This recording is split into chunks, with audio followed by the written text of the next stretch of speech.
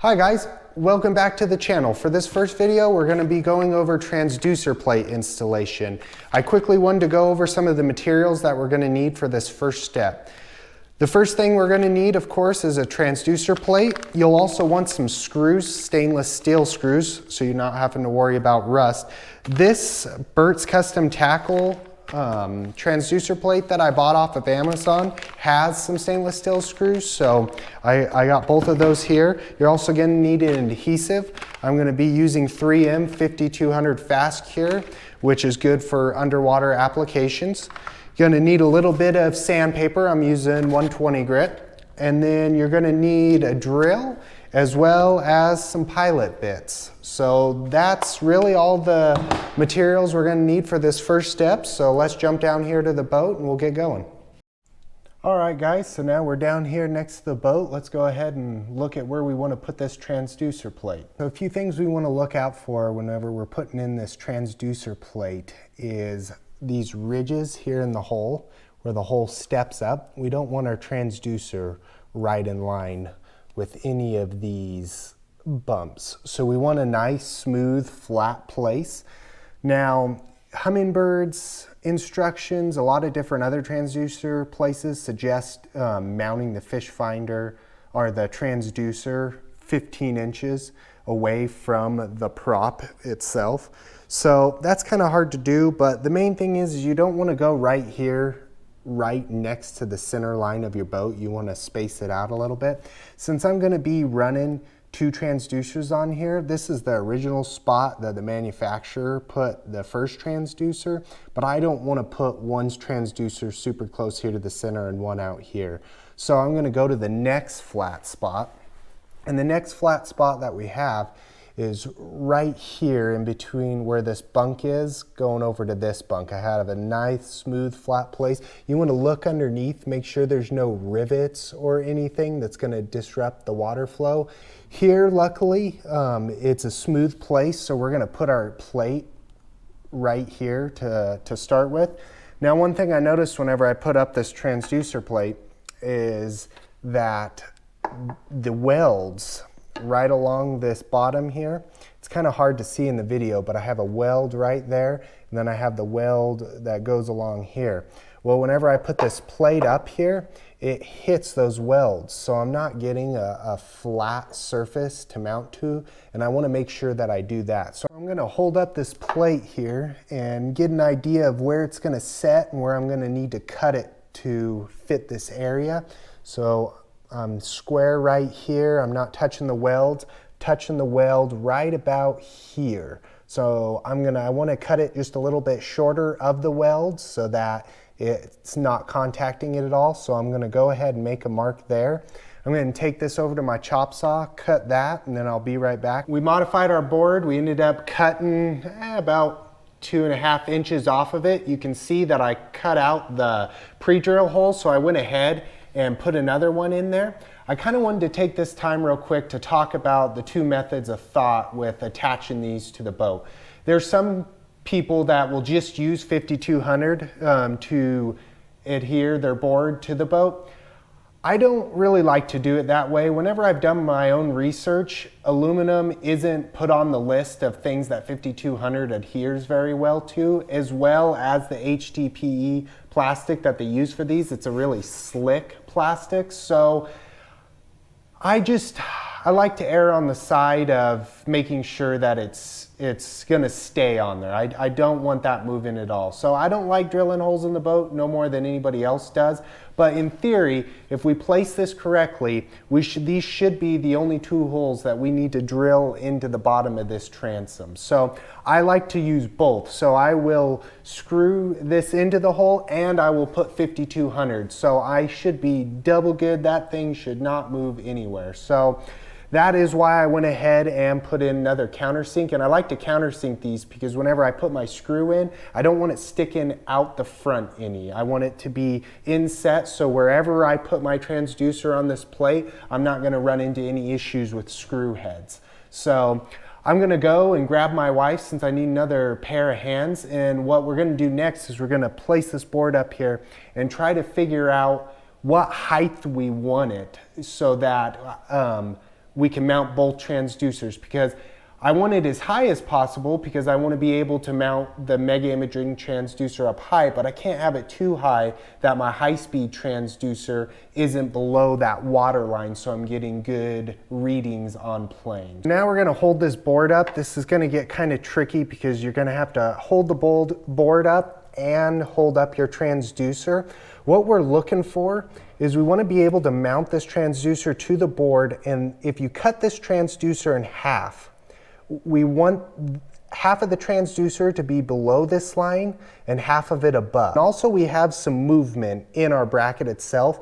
We just want to get it as close to center as possible. And I also want this board to be as high as possible for the mega transducer to be above this line. So this transducer will be below this line, the other transducer will actually be above it. That's why I want this transducer plate higher. So right there, we're looking pretty good. That should give me whatever movement I need up and down. So I'm going to go ahead and mark this position with some tape so that I know where my board's going to be sitting. I'm going to take this down, and then this next part is I'm actually going to take my sandpaper and I'm going to scuff up the paint a little bit where this plate is going to sit. That'll help the 5200 adhere better to the aluminum. I'm also going to go to the back of this plate, and I'm going to also use this 120 grit sandpaper in order to rough it up a little bit, so both that 5200 will stick better to each of them.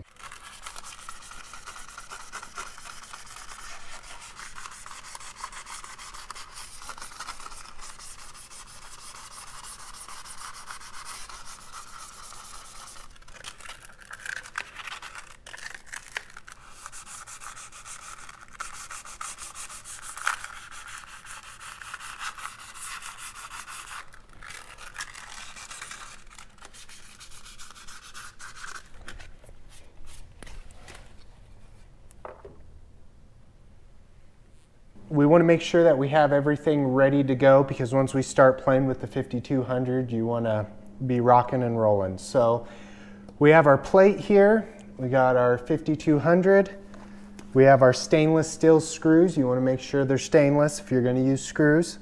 Got some alcohol, got a rag, and got your drill. So I'm going to go ahead and make sure that the surface is completely clean.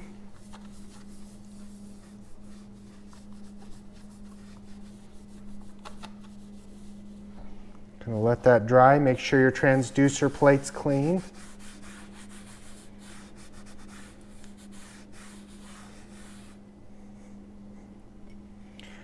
We're going to give those a few seconds to dry. You want to make sure they dry because it does say in the instructions with 5200 that an alcohol won't let it cure.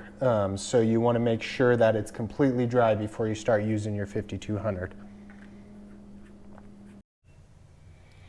All right, so with that sanded and ready to go, we're going to hold this board up to where we wanted it. And it's kind of hard since I have this bunk. I don't really have a way to measure it, so I am going to have to eyeball it. So I'm going to hold it up here. Once I feel good about that position, I'm going to hold that. And then while I'm holding that, I'm going to go in with my drill. And I'm just going to start it a little bit so I know where I need to be at. And then take this away. I'm going to finish drilling these holes.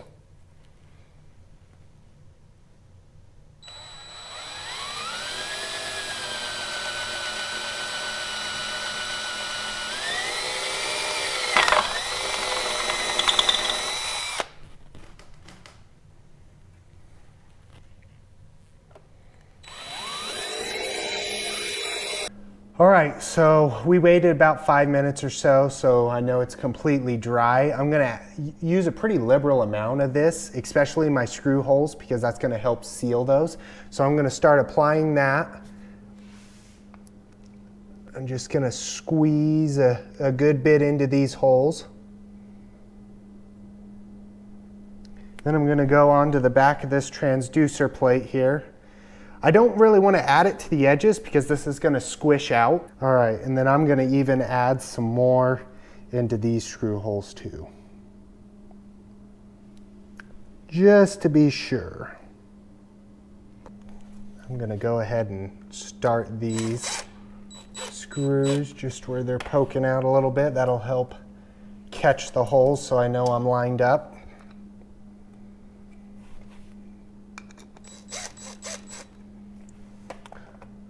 Alrighty, that felt like it caught there.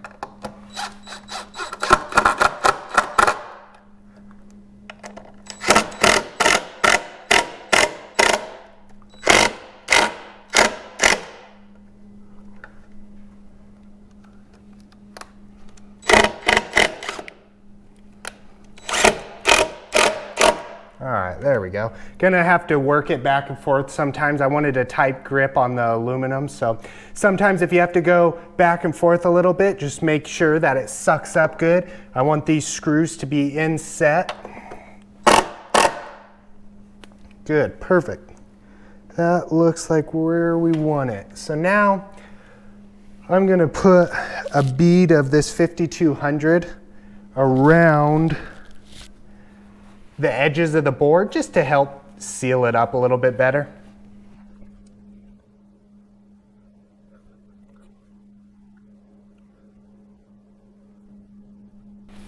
Just smooth it out with your fingers. I found one of the best ways to do this.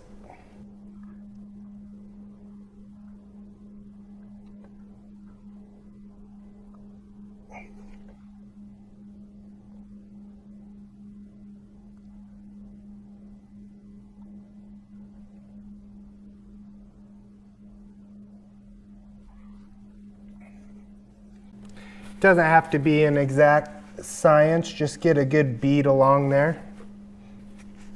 Use a paper towel to clean up any of the extra. So by doing this method, we not only have our screws that is going to make this rock solid, but we also have that bead of 5200 under there, and then that bead around there. That transducer plate isn't going anywhere. So that's the installation of the transducer plate.